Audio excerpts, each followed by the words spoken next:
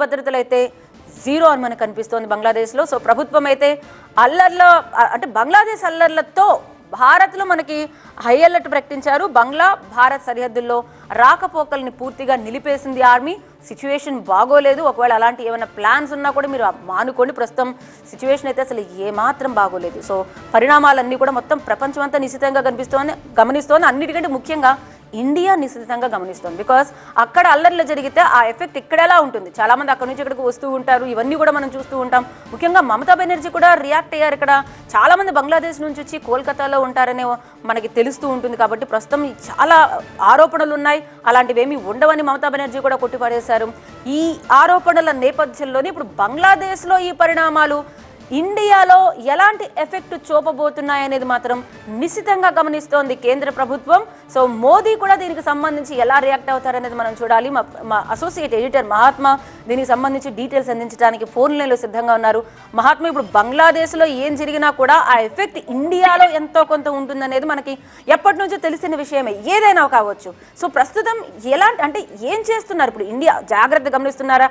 And Sheikh Hasina కూడా ఇక్కడే ఉంటారన్న ఆరోపణలు కూడా వస్తున్నాయి. సో దీని అంతటికి సంబంధించి ఎలాంటి రిపోర్ట్ ఉంది మహాత్మా మీ దగ్గర?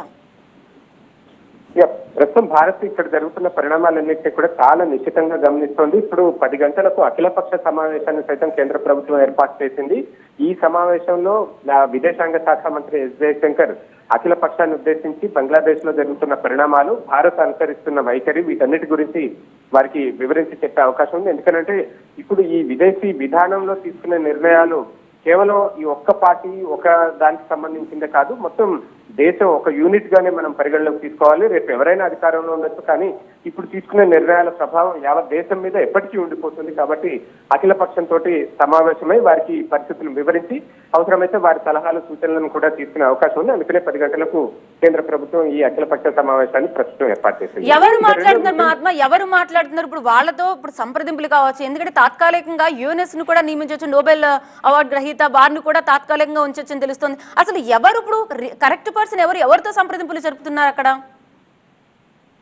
ఇప్పుడు మన దేశ ప్రభుత్వం అక్కడ సంప్రదింపులు జరపాల్సిన అవసరం లేదు. అదే ఆ దేశ అంతర్గత విషయం, ఎవరిని ప్రధానిగా పెట్టుకుంటారు, ఏ ప్రభుత్వం ఏర్పడుతుంది ఏంటి అన్నది. కానీ జరుగుతున్న పరిణామాలన్నింటినీ గమనిస్తూ ఉంటాం. ఇప్పుడు షేక్ హసీనా ప్రధానిగా ఉన్నంత కాలం భారత్ కి చాలా మిత్రురాలిగా, అంటే ఆ దేశం ఫ్రెండ్లీ కంట్రీగా ఉంటూ వచ్చింది. ఎందుకంటే అది షేక్ హసీనా అనుసరించిన విధానం, భారత్ తో మైత్రి కోరుకుంటూ ఆమె అనుసరించారు. కానీ ఇప్పుడు కొత్తగా ఏర్పడే ప్రభుత్వం వారి వైఖరి ఎలా ఉంటుంది, వారు భారత్ ని ఏ రకంగా చూస్తారో, ఒక ఫ్రెండ్ గా చూస్తారా లేకపోతే ఎనిమిగా చూస్తారా, ఈ రెండు కాకుండా ఒక న్యూట్రల్ గా ఉంటారా అన్నది కొత్తగా ఏర్పడే ప్రభుత్వం వారి వైఖరి, వారి విధానాన్ని బట్టి ఆధారపడి ఉంటుంది. బట్ అక్కడ ఏర్పడబోయే ప్రభుత్వాన్ని గమనిస్తూ వారు ఎటువంటి విదేశాంగ విధానాన్ని అనుసరిస్తారు, భారత్ పట్ల ఏ రకమైన వైఖరిని అవలంబిస్తారు అన్నది భారత ప్రభుత్వం గమనించాల్సిన అంశం. ఎందుకంటే ఇప్పటికే ఒక పక్క పాకిస్తాన్ తోటి మనం నిత్యం యుద్ధం తరహా వాతావరణాన్ని ఎదుర్కొంటూనే ఉంటాం. ఎందుకంటే పాకిస్తాన్ మన దేశంతో ఒక శత్రు వైఖరిని కొనసాగిస్తూ వచ్చింది. అక్కడ ఏ ప్రభుత్వం ఉన్నా, ఏ పార్టీ అధికారంలో ఉన్నా కూడా ఆ వైఖరి అలాగే. ఇప్పుడు ప్రస్తుతం షేక్ హసీనా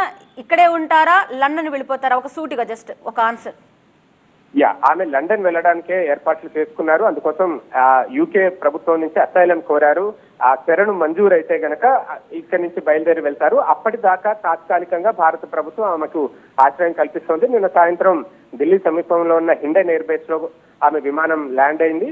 అక్కడే ఆమెకు తాత్కాలికంగా బస ఏర్పాటు చేశారు. And at the same time UK శరణు కోరే విషయంలో, అసైలం కోరే విషయంలో అవసరమైన డాక్యుమెంటేషన్, ఇతరత్ర సహాయ సహకారాలను కూడా భారత ప్రభుత్వం చేస్తోంది. ఇన్ దట్ కేస్ ఇంతకుముందు ఒక మాట అన్నారు మీరు, బికాస్ ఆ దేశ అంతర్గత విషయాలని. కానీ ప్రపంచంలో ఏ దేశమైనా కూడా శాంతి భద్రతల విషయంలో ఒకవేళ చేయి దాటిపోతే, సామాన్య ప్రజలకు సంబంధించిన పరిస్థితులు అడుగంటిపోతే ఆబ్వియస్లీ ఐక్యరాజ్య సమితి నుంచి కావచ్చు, లేకపోతే దేశాలు కూడా రియాక్ట్ అవుతాయి. ఇజ్రాయెల్ కావచ్చు, శ్రీలంక కావచ్చు, ఏదైనా కావచ్చు. అలా ఇప్పుడు బంగ్లాదేశ్ కు సంబంధించి ఇలాంటి సిచ్యువేషన్ చూస్తున్నప్పుడు ఆబ్వియస్లీ పరదేశాలు కూడా కంపల్సరీ రియాక్ట్ అవుతారు కదా, మరి దాన్ని ఎలా చూడాలి?